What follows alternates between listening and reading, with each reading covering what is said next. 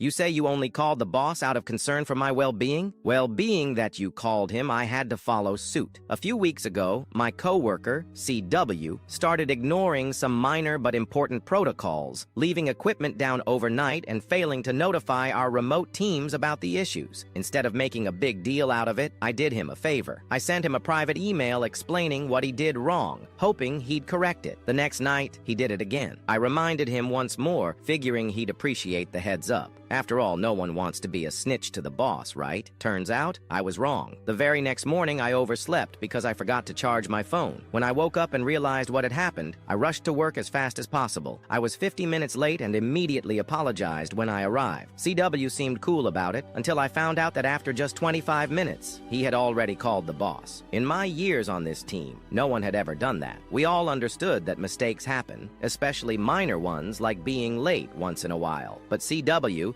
ever the concerned colleague, called our boss at 7:10 a.m. on a Saturday, claiming he was worried about my well-being. Even my boss was confused. He told CW to wait it out, sure that I'd show up soon. When I arrived, my boss reassured me that it was no big deal and admitted he had no idea why CW would even call. What could he do about it at 7 a.m.? Then my boss brought up something else. He asked about a piece of equipment that had been left down for over 6 hours. At that moment, I had no choice but to come clean. I explained that I had already emailed CW about it and that he repeated the mistake the very next day. My boss, now seeing a pattern, asked me to forward the emails to him so he could address it directly. He also asked me not to shield CW anymore because covering for him made the entire team look bad. At that moment, I realized something. CW had no problem throwing me under the bus for being late one time, so why should I keep covering for him? Since then, every mistake CW makes goes straight to the boss. I never realized how many things he screws up until I started paying attention. His errors are far more frequent than I expected, and I make sure our boss sees every single one. I don't talk to CW much these days, but I do find myself curious about his well-being.